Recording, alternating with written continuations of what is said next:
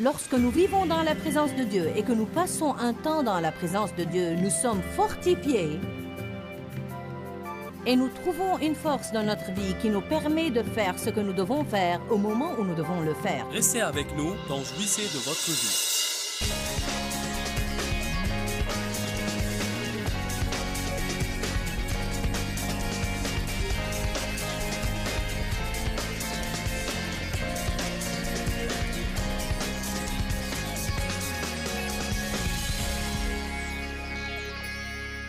Nous allons parler de saute d'humeur et de dépendance émotionnelle et comment ce dont nous avons vraiment besoin dans notre vie, c'est l'équilibre et que la plupart du temps, les gens recherchent l'euphorie. Tout le monde pense qu'il doit être en pleine euphorie et surexcité émotionnellement. Évidemment, c'est formidable de s'amuser. C'est bon de faire des choses passionnantes. Mais il y a un problème quand vous vous laissez surexciter. Le problème est que lorsque vous devenez surexcité pour très longtemps, vous vous épuisez émotionnellement.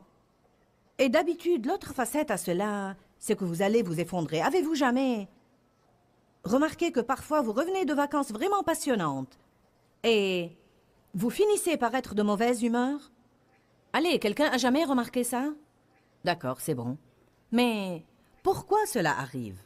Nous devons nous rendre compte, et je veux que vous le compreniez aujourd'hui. La plus grande partie de notre vie est simplement lundi, mardi, mercredi, jeudi, vendredi, samedi, dimanche. Lundi, mardi, mercredi, jeudi, vendredi, samedi, dimanche. Lundi, mardi, mercredi. Qui comprend ce que je dis? Je crois de tout cœur que nous sommes des personnes ointes par le Saint-Esprit pour vivre pleinement et jouir à fond de notre vie quotidienne ordinaire. Je ne crois pas que, en tant que croyants au Seigneur Jésus-Christ, remplis du Saint-Esprit, nous devrions nécessairement avoir dans notre vie des choses excitantes qui se passent tout le temps. Et comme je l'ai dit, nous jouissons de ces choses et Dieu nous donne ces choses en compensation. Nous devons tous nous amuser et avoir des choses spéciales à faire. Mais je crois qu'une bonne part du problème du monde aujourd'hui, c'est que les gens veulent aller d'une euphorie à une autre. Et quand elles ne répond plus à leurs besoins, ils auront besoin de quelque chose de plus euphorique. Et quand cela ne marche plus, ils auront besoin de quelque chose d'encore plus euphorique, parce que vraiment, ce genre de choses peut devenir comme une drogue. C'est pour cela que tant de gens aujourd'hui, qui ne sont pas croyants en Jésus-Christ, se droguent et se livrent à toutes sortes d'abus de substances toxiques, au jeu, à la perversion sexuelle, etc., etc. À dire vrai, sans Jésus, les gens ne savent vraiment pas comment vivre la vie ordinaire de tous les jours, et s'en réjouir. Si toute votre joie provient d'une certaine circonstance ou d'un certain événement, alors évidemment vous allez rechercher un certain événement ou une certaine circonstance super spectaculaire tout le temps. Mais je vous dis, vous devenez adulte quand vous atteignez le point où vous pouvez vous réjouir d'aller chez l'épicier, de tondre votre gazon, de nettoyer votre maison, d'élever vos enfants, d'aller au travail, de conduire votre voiture et de vous asseoir sous un tuyau qui fuit dans une réunion de Joyce Meyer. Amen. Je suis sûre que personne n'aime devenir trempé, mais tout le monde avait une excellente attitude. C'est ce qui est impressionnant dans une chose pareille. Pour autant que je le sache, on n'a pas eu des gens qui se sont plaignés, et je suis sûre qu'il y a eu des gens dont les vêtements se sont abîmés et leur Bible se sont abîmés et des choses comme ça. Et c'est vraiment impressionnant de voir des chrétiens dans une épreuve, avec une bonne attitude. Qui sait ce que doit être notre but? Être capable dans une épreuve de garder et de maintenir une bonne attitude. Je ne sais pas ce que vous en pensez. J'espère que vous arrivez à comprendre ce que je suis en train de dire ce matin. Ce fut un événement pour moi lorsque je me suis rendu compte, il y a quelques années, que je n'avais pas besoin de rechercher des choses excitantes tout le temps, mais que j'avais besoin de trouver une place en Dieu où je pourrais être heureuse, quelles que soient les circonstances. Le mot joie dans le dictionnaire est défini comme étant n'importe quel sentiment allant de l'extrême hilarité, qui est un bout du spectre dont nous parlons, jusqu'au plaisir calme et serein. À dire vrai, je crois que nous devrons rechercher le plaisir calme plutôt que l'extrême hilarité. Comment pouvez-vous rester stable dans ce monde instable? Comment pouvons-nous éviter les balancements d'humeur? Une balançoire va de haut en bas et de haut en bas et de haut en bas et de haut en bas. Pour être franche, j'ai vécu tant d'années de ma vie en étant ce que j'appelais un yo-yo chrétien. De haut en bas et de haut en bas. J'ai vraiment atteint un point où j'avais peur de moi-même parce que je me réjouissais des hauts, mais je détestais les bas et je ne savais jamais à quel point ils allaient arriver. Et lorsqu'ils arrivaient, je ne savais pas comment les contrôler. Allez, nous parlons ce week-end de comment gérer nos émotions et de ne pas laisser ces émotions nous gérer. Après avoir vécu longtemps comme ça, j'en ai eu finalement marre d'être complètement épuisée et frustrée. Des hauts et des bas, et des hauts et des bas, et des hauts et des bas, et des hauts et des bas, et des hauts et des bas. Il faut beaucoup d'énergie pour arriver en haut.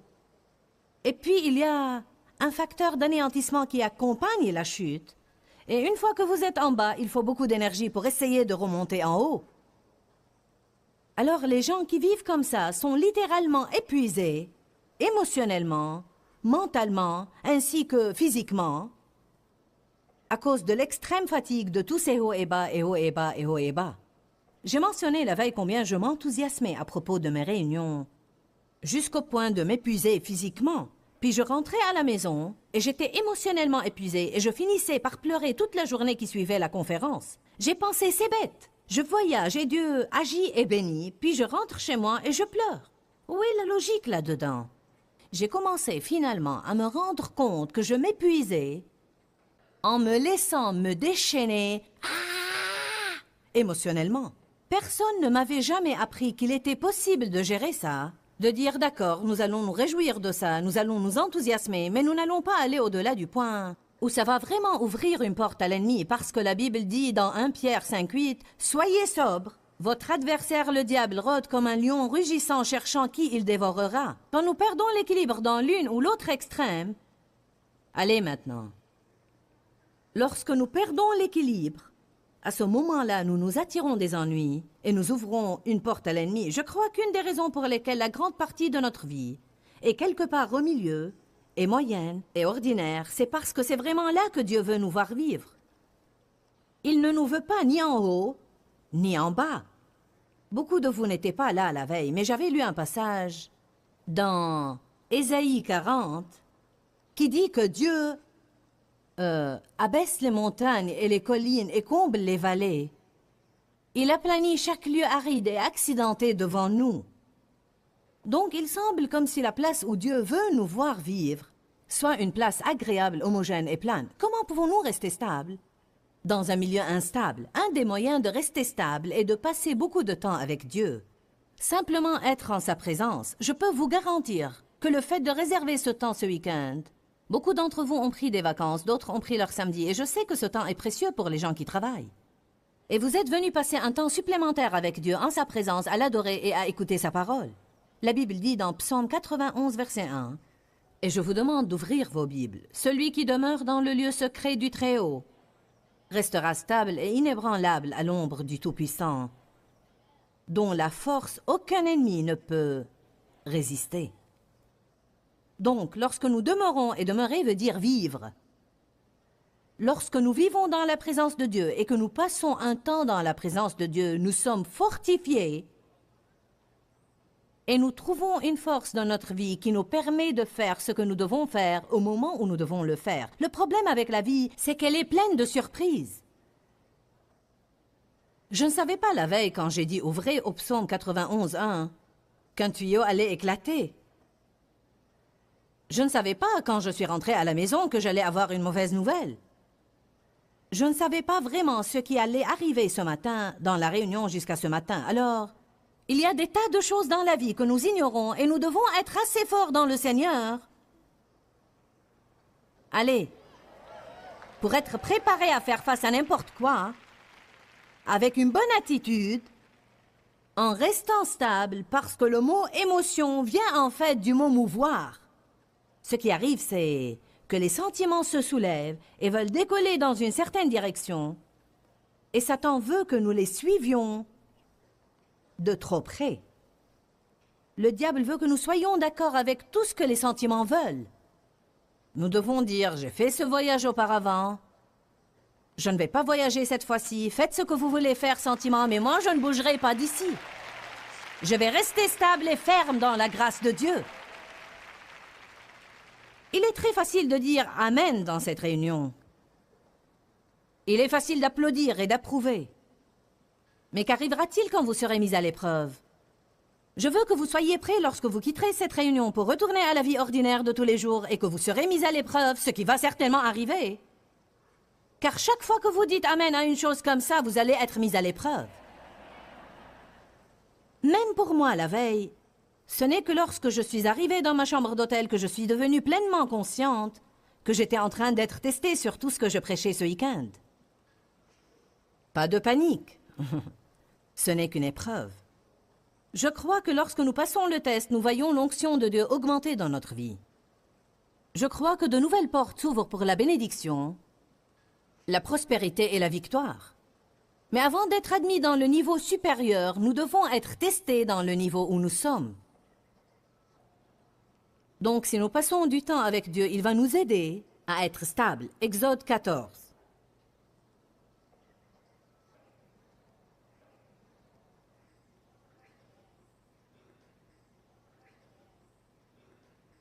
Il y avait une situation intense pour les Israélites qui se déroulait là. Ils avaient la mer Rouge devant eux et l'armée égyptienne derrière eux. Je dirais qu'ils étaient vraiment coincés. Pensez-y. Qu'allons-nous faire? Où pourrons-nous aller? Comment allons-nous nous en sortir? La panique s'est installée. Je regarde devant moi et je vois la mer Rouge, pas moyen de la traverser. Je regarde derrière moi et je vois l'armée égyptienne. Je ne sais comment lui échapper. Alors que demande Dieu à ces gens de faire? Verset 13, Moïse dit au peuple, « Ne craignez rien. Restez en place. Soyez fermes, confiants, en rien découragés. » Ce sont les mots qui remplacent le mot « stable ». Et regardez la délivrance du Seigneur. Quand allons-nous voir la délivrance du Seigneur? Lorsque nous restons stables et nous espérons en lui. Regardez la délivrance que le Seigneur va vous accorder en ce jour, car les Égyptiens que vous voyez aujourd'hui, vous ne les verrez plus jamais. Si vous passez ce test, cet ennemi ne va plus vous poursuivre de nouveau. Le Seigneur combattra pour vous, et vous allez garder votre paix et rester au repos. Amen. Il y a d'autres passages. Je peux me référer à Philippiens 1,28. Notez-le puis lisez-le plus tard. Il dit dans l'ensemble, lorsque l'ennemi nous aborde, si nous restons constants et sans peur, ça sera un signe clair et une preuve et un cachet à l'ennemi de sa ruine imminente et un signe à Dieu de notre délivrance imminente. Tu as deux parties qui te regardent lorsque tu as des ennuis. Le diable regarde pour voir ce que tu vas faire et Dieu regarde pour voir ce que tu vas faire. Et si tu restes stable, le diable dira « Je suis fini ». Si tu restes stable, Dieu dira « Il est temps d'agir et d'apporter la délivrance ». Donc, notre rôle est de rester en place et de regarder la délivrance du Seigneur. Les hauts et les bas doivent disparaître, et pas seulement les hauts. Je crois que beaucoup d'enseignements ont eu pour sujet la dépression et le découragement. Mais je ne crois pas avoir jamais entendu parler de quelqu'un qui enseigne sur les dangers de se laisser toujours en euphorie, car le commentaire semble plutôt comme « Où est le mal ?» Allons regarder la vie d'Élie maintenant, et je pense que nous allons voir où est le mal. 1 Roi 18. Comprenez que je ne dis pas « ne vous amusez pas », je ne dis pas « ne riez pas ». Évidemment, c'est bon d'avoir de l'ardeur, de la passion, de l'excitation et de l'enthousiasme.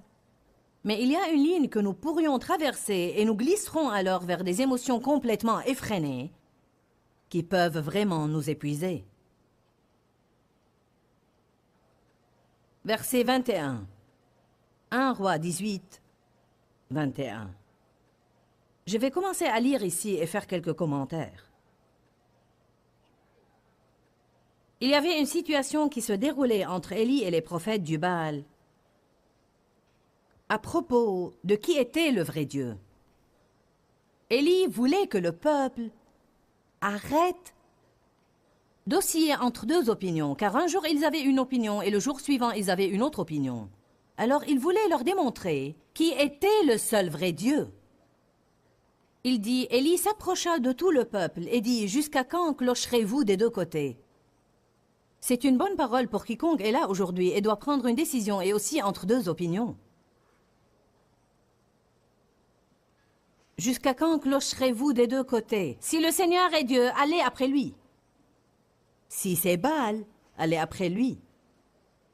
Il y aura un moment dans notre vie où nous devrons décider de monter à bord avec Dieu et de ne pas vivre avec un pied dans le monde et un pied dans le royaume. De ne pas être chrétien le dimanche et autre chose le lundi. Si vous avez besoin de ça, laissez-vous pousser vers un engagement complet envers Dieu. Et le peuple ne lui répondit rien. Et alors Élie dit au peuple, « Moi seul je suis resté des prophètes du Seigneur et il y a 450 prophètes de Baal. Que l'on nous donne 2 taureaux. Qu'ils choisissent pour eux l'un des taureaux, le coupent par morceaux et le placent sur le bois sans y mettre le feu. Et moi je préparerai l'autre taureau, le placerai sur le bois sans y mettre le feu. Puis invoquez le nom de votre Dieu et moi j'invoquerai le nom du Seigneur. Le Dieu qui répondra par le feu, c'est celui-là qui sera Dieu. » Et tout le peuple répondit en disant, « C'est bien. » Élie dit au prophète de Baal, « Choisissez pour vous l'un des taureaux, préparez-le en premier, car vous êtes les plus nombreux, et invoquez le nom de votre Dieu, mais ne mettez pas le feu. » Ils prirent le taureau et le préparèrent, et ils invoquèrent le nom de Baal depuis le matin jusqu'à midi, en disant, « Baal, réponds-nous. » Mais il n'y eut ni voix ni réponse.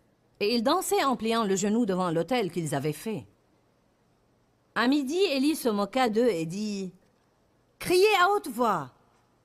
Il s'est éloigné ou il est en voyage? Peut-être qu'il dort. Faudra-t-il le réveiller? » Une autre traduction dit, « Est-il allé aux toilettes? Est-ce que votre Dieu est allé aux toilettes? » Vous devez imaginer cette scène et l'énergie émotionnelle qui a été dépensée en ce jour avant que le jour ne soit fini. Et à ce moment-là, ce n'était que le début.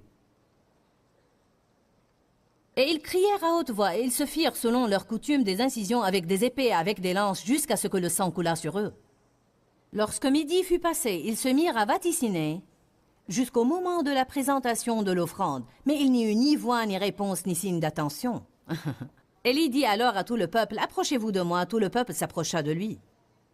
Et Élie rétablit l'autel de l'Éternel qui avait été renversé par Jézabel. Élie prit 12 pierres, d'après le nombre des tribus des fils de Jacob, auxquels le Seigneur avait dit « Israël sera ton nom ».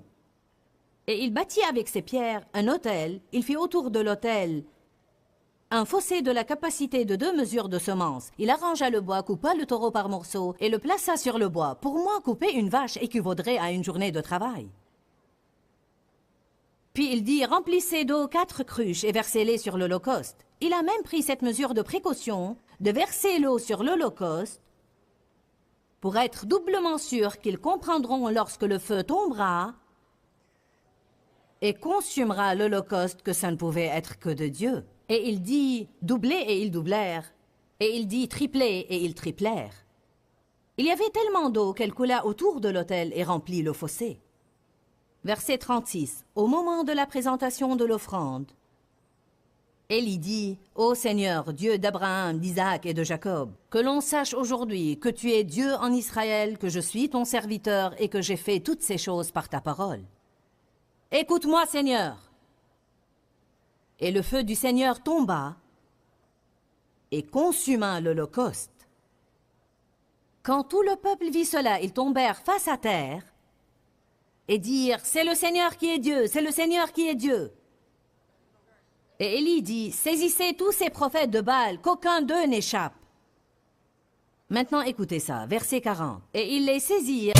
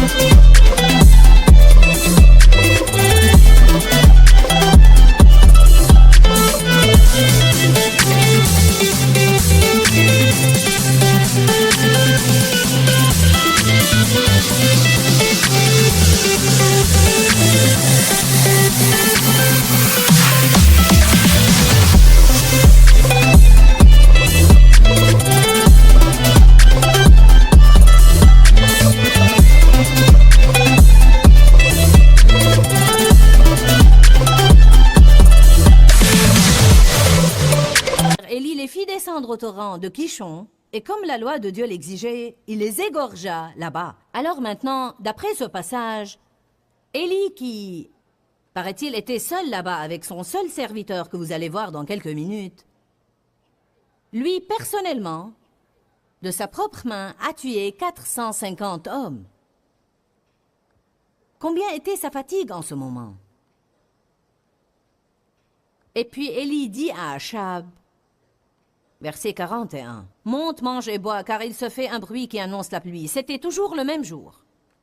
Achab monta pour manger et pour boire, mais Élie monta au sommet du Carmel. Il faut de l'énergie pour escalader une montagne. Et se penchant contre terre, il mit son visage entre ses genoux. Et il dit à son serviteur, « Va maintenant, regarde du côté de la mer. » Le serviteur monta, il regarda et revint et dit, « Il n'y a rien. » Élie dit, « Va de nouveau 7 fois. » Et ce serviteur revint et dit, « Élie, je ne vois aucun nuage. Rien n'annonce la pluie. » La foi d'Élie ne voulait pas renoncer. Vous savez, même persister dans la foi demande de l'énergie. Et parfois, toute l'énergie...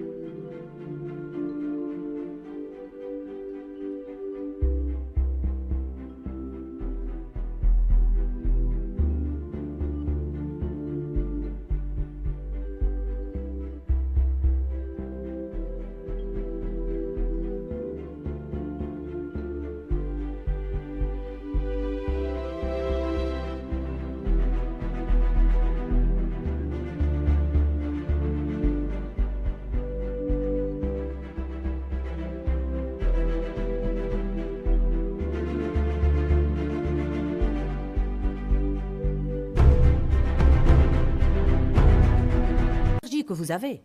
7 fois, il a dit, « Je ne le crois pas, va regarder de nouveau. » Et il continuait à prier, à adorer Dieu. Et vous savez, même l'intercession profonde demande beaucoup d'énergie. Si on est absorbé dans un profond temps de prière, quand on finit, on se sent fatigué, car même ça demande de l'énergie. Alors tout ce que Élie faisait ce jour-là demandait de l'énergie. Et à la 7e fois, le serviteur dit, « Eh bien, un nuage aussi petit que la main d'un homme s'élève de la mer. » Et Élie dit, monte et dit à Achab, attelle et descends afin que la pluie ne t'arrête pas. Nous avons parlé de choses importantes aujourd'hui quand nous avons parlé des sautes d'humeur et des dépendances émotionnelles. Nous savons que nous ne voulons vraiment pas laisser nos émotions nous contrôler. Nous essayons d'apprendre comment les contrôler et les gérer. Elles ne vont pas disparaître. Alors nous devons agir selon le fruit de la maîtrise de soi. Nous parlons de vivre en équilibre. Si nous ne sommes pas prudents, nous allons vouloir chercher les hauts dans la vie tout le temps, ensuite venir nous effondrer durant la vie habituelle de tous les jours, lundi, mardi, mercredi, jeudi, vendredi, samedi, dimanche, que nous avons tous à vivre. Nous ne voulons pas vivre dans ces hauts et ensuite nous effondrer en dépression. Nous voulons vraiment avoir des émotions équilibrées. Pourquoi, Seigneur, pourquoi? Dans ce livret, Joyce Meyer nous enseigne à travers la parole comment être délivré de la confusion. Pour obtenir ce livret gratuitement, écrivez-nous à Joyce Meyer, boîte postale 40095-6300, Larnaca, Chypre. Ou bien visitez notre site web www.joycemeyer.org/fr.